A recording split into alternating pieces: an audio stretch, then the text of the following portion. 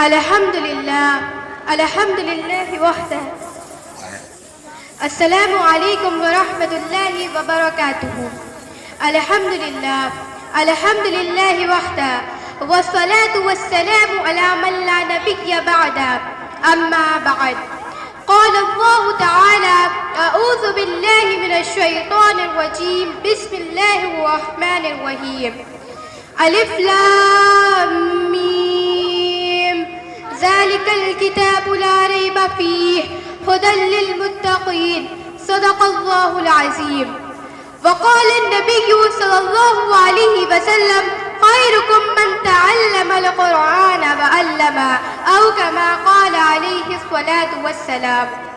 صدر محترم، حکم صاحبان، اساتذہ کرام اور عزیز ساتھیوں، آج کی اس آراستہ اور پررونق محفل میں میرا موضوع خطابت ہے قرآن کریم ایک کتاب ہدایت۔ حضرات، اس میں کوئی شک نہیں کہ قرآن کریم ایک ہدایت نامہ ہے۔ اس کلام الہی کے نزول کا مقصد ہی لوگوں کو راہ دکھانا اور راستہ سے بھٹکی ہوئی انسانیت کو صحیح رخ پر ڈالنا ہے۔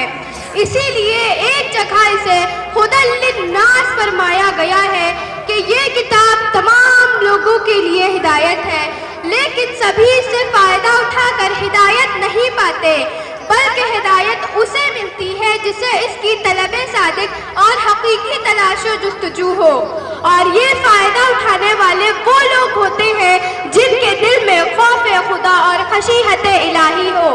اسی لیے اسے ہدی للمتقین فرمایا۔ ایک جگہ نبی کریم صلی اللہ علیہ وسلم کو خطاب کرتے ہوئے ارشاد فرمایا، کتاب انزلناہ الیک لتخرج الناس من الظلمات الی النور۔ یہ ایک ایسی کتاب ہے جسے آپ پر ہم نے اس لیے نازل کیا ہے تاکہ آپ لوگوں کو تاریکیوں سے روشنی کی طرف کھینچ لائیں۔ سامعین کرام، اللہ تعالیٰ نے اپنے اس کلام پاک میں ایسی تاثیر اور کشش رکھی ہے کہ جو اسے سن لیتا ہے وہ مسحور ہو جاتا ہے۔ تلاوت کی آواز کان میں پڑتے ہی سننے والا بیخود اور مست ہو جاتا ہے اور اس کا دل قرآن کی عظمت کے سامنے جھک جاتا ہے اور وہ قرآن کا عاشق و شیدائی بن جاتا ہے۔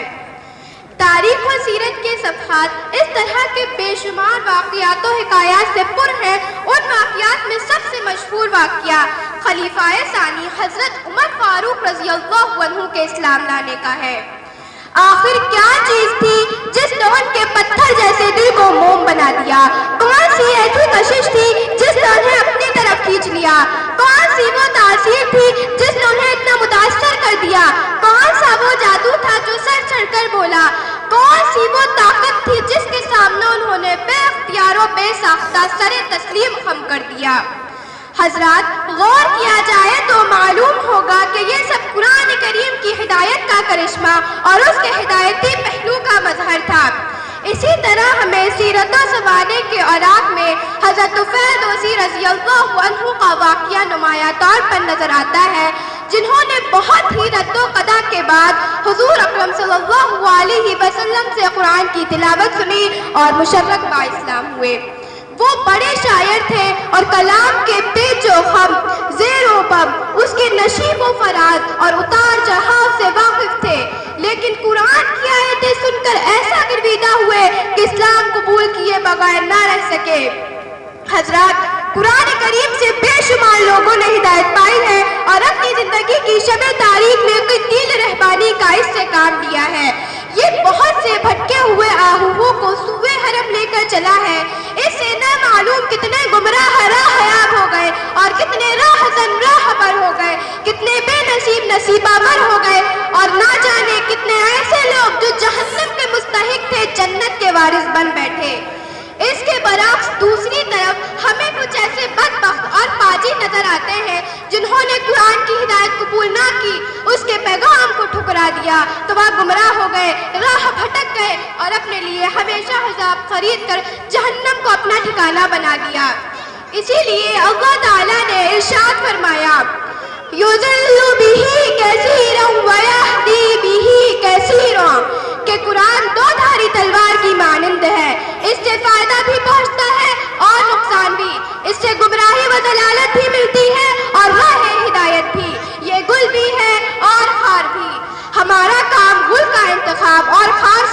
کامیاب ہے۔ برادران اسلام، غرض کہ قرآن کریم کا صرف ہدایتی پہلو ہی اتنا وسیع ہے اور اس سلسلے کے اتنے بے شمار واقعات ہیں کہ ان کا احاطہ ناممکن اور تمام گوشوں کو اس مختصر وقت میں سمیٹنا انتہائی مشکل و دشوار ہے۔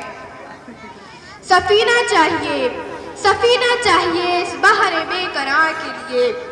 حضرات گرامی، یوں تو قرآن تمام بنی نوع انسان کے لیے ہدایت کا ذریعہ ہے، اسی لیے اسے ہدی للناس کہا گیا ہے، لیکن حقیقت میں ہدایت وہی پاتا اور حاصل کرتا ہے جو صاحب ایمان اور صاحب دل ہو، اسی لیے اسے ہدی للمتقین کہا گیا ہے۔ آج یورپ کے مستشرقین قرآن و حدیث کے کیڑے بنے ہوئے ہیں، اپنی شب و روز تحقیق و تدوین میں بسر کر رہے ہیں۔ ان کے پاس قرآنی معلومات ہمارے اچھے علماء سے کہیں زیادہ ہے، ان کا فہم و تدبر بہت بڑھا ہوا ہے، پھر وہ ہدایت سے محروم کیوں ہے؟ اس لیے کہ ان کے پاس اللہ کی اس کتاب ہدایت پر ایمان نہیں۔ معلوم ہوا کہ استفادہ کے لیے ایمان شرط ہے۔ خلاصۂ کلام کے طور پر بس یہی کہا جا سکتا ہے کہ وہ ایک کتاب ہدایت، سراپا رحمت اور مومنین کے لیے اول تا آخر بشارت ہی بشارت ہے، اسی لیے اسے ہدی و رحمت و بشریٰ للمسلمین کہا گیا ہے۔